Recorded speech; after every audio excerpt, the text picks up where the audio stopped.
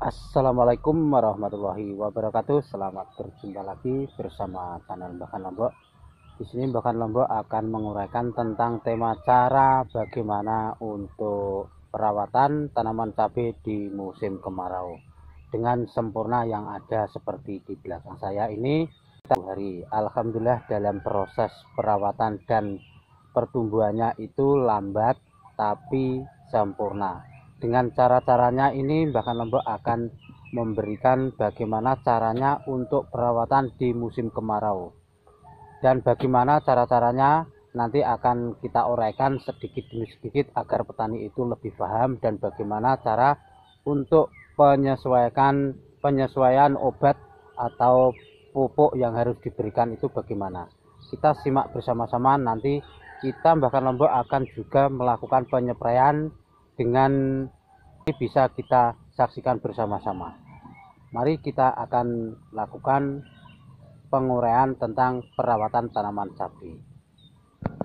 Inilah penampakan dari tanaman cabai merah besar Imulanyu, di mana nanti kita akan memperlihatkan atau memperjelaskan tentang tema, yaitu cara untuk perawatan di musim kemarau dengan menggunakan trik-trik yang selama ini saya pakai atau saya arahkan kepada petani yang saya kawal. Untuk itu jangan kemana-mana. Yang baru menemukan channelnya Bahkan Lombok, silahkan untuk memberi semangat kepada saya dan biar bertambah ilmu. Kita akan menyaksikan nanti video-video di belakang ini, atau langsung kita perlihatkan dan kita uraikan apa yang saya maksud dengan cara pemeliharaan atau perawatan di musim kemarau. Kita hanya memperlihatkan ini karena Bahkan Lombok selalu memantau tanaman ini setiap 5 hari sekali sampai 7 hari sekali ya sobat tani. Nah, tinggal keadaannya saja. Kita akan menyaksikan atau mendengarkan uraian tersebut. Perawatan tanaman cabai di musim kemarau ini sobat tani ya, harus diperhatikan bagaimana cara atau pemberian pupuk maupun obat yang harus dilakukan. Di sini Bahkan Lombok sedikit akan menguraikan tentang bagaimana cara-cara perawatan di musim kemarau yang baik dan benar ala Bahkan Lombok. Satu, untuk penanganan masalah pemupukan itu harus sesuai dengan fase-fasenya, dan harus diperhatikan pula pupuknya juga, dan juga harus dilakukan penyepraian dengan sesuai apa yang dibutuhkan pada fase generatif seperti ini. Pada umumnya petani itu kalau sudah mengetahui tanaman bagus itu tidak selalu diperhatikan apa yang dibutuhkan, tapi di sini Bahkan Lombok selalu membutuhkan fase generatif itu memakai pupuk dan obat-obat yang selalu digunakan pada fase generatif. Yang kedua, lakukanlah pemilihan bibit atau varietas yang cocok untuk di musim kemarau ya sobat tani. Di sini Bahkan Lombok menggunakan bibit bervarietas Imula yang new ya sobat tani, itu sangat kuat sekali di musim kemarau seperti ini. Dan nanti itu ada teman saya yang sedang melakukan penyemprotan. Alhamdulillah di sini salurannya sudah tenggelam sesuai apa yang saya harapkan. Di sini sudah kurang dari 20 cm sudah, tanaman ini sudah melebihi dari ajir ini ya sobat tani. Ajir ini tingginya sekitar 1,25 meter. Cara perawatan yang ketiga, lakukanlah pengocoran dengan air.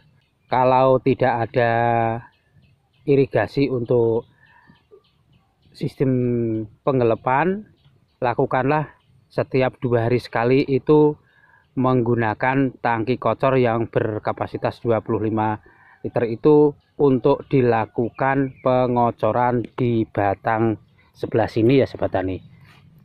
Ini alhamdulillah sesuai dengan apa yang saya arahkan. Tanaman ini sudah mulai menunjukkan sudah bagus sesuai rencana yang dimiliki oleh pemiliknya, yaitu Mas Johan, sesuai harapan ya sobat tani. Tapi beda lagi ya sobat tani, di sini dengan di bawah, di atasnya itu ada tanaman pohon bambu, wit pring, istilahnya wong Bojonegoro wit pring. Itu sangat berpengaruh sekali dalam perkembangan tanaman cabai ini ya sobat tani. Kalau tanaman cabai di bawahnya pohon bambu itu antara ros ini sampai ros ini itu sangat panjang, karena gimana ya, setiap tanaman itu di bawah pohon kok bisa tumbuhnya lebih cepat dan rosnya itu lebih panjang. Kemungkinan itu yang dibutuhkan sinar matahari penuh. Jadi untuk mencari sinar matahari itu harus ke arah utara ya sobat tani, karena di bawah pohon bambu itu setiap musim kemarau, diperhatikan ya sobat tani, setiap musim kemarau khususnya di bawah pohon bambu itu sangat alum, istilahnya wong Jawa alum, tapi alum ora alum layu fusarium. Dan ini sesuai apa yang sudah saya terapkan, ilmu yang saya terapkan juga. Boleh meminta nomor WA saya di kolom komentar, nanti akan saya arahkan masuk di Facebook, nanti akan terus harus inbox ya sobat tani, karena kalau saya pakai di deskripsi itu saya kewalahan untuk menjawab. Kalau lebih baik itu langsung masuk di Facebook saja dan masuk di inbox, nanti akan saya kasih nomor WA saya. Bahkan Lombok tidak akan pelit ilmu dengan apa yang saya miliki, karena saya ini juga masih tahap belajar bersama petani ya sobat tani.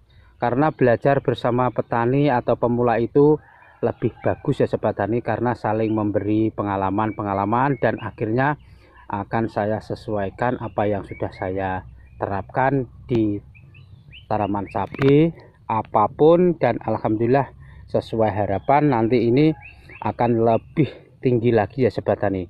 Karena sudah 5 hari ini salarannya ini masih kelihatan, tapi di sini tidak kelihatan, hanya beberapa ya sobat tani yang masih ndol-ndil itu masih kelihatan. Tapi kita lihat lagi dalam 1 minggu ini, karena sudah salaran ini sudah tidak kelihatan lagi. Untuk perawatan tanaman cabai di musim kemarau itu sangatlah ekstra hati-hati ya sobat tani. Kalau tidak hati-hati akan terjadi yang namanya keriting atau jengkerut atau bule atau istilahnya perung. Banyak sekali kendala-kendala yang dihadapi pada musim kemarau sobat tani. Untuk itu saksikan terus video-videonya Mbah Lombok, dan bagaimana cara-cara mendapatkan tanaman itu lebih bagus daripada musim penghujan.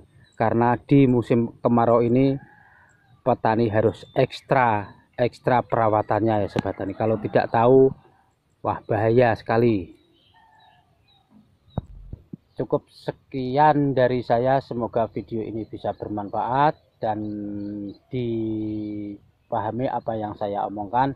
Semoga dalam uraian yang sedikit ini bagaimana cara-caranya untuk perawatan tanaman cabai di musim kemarau.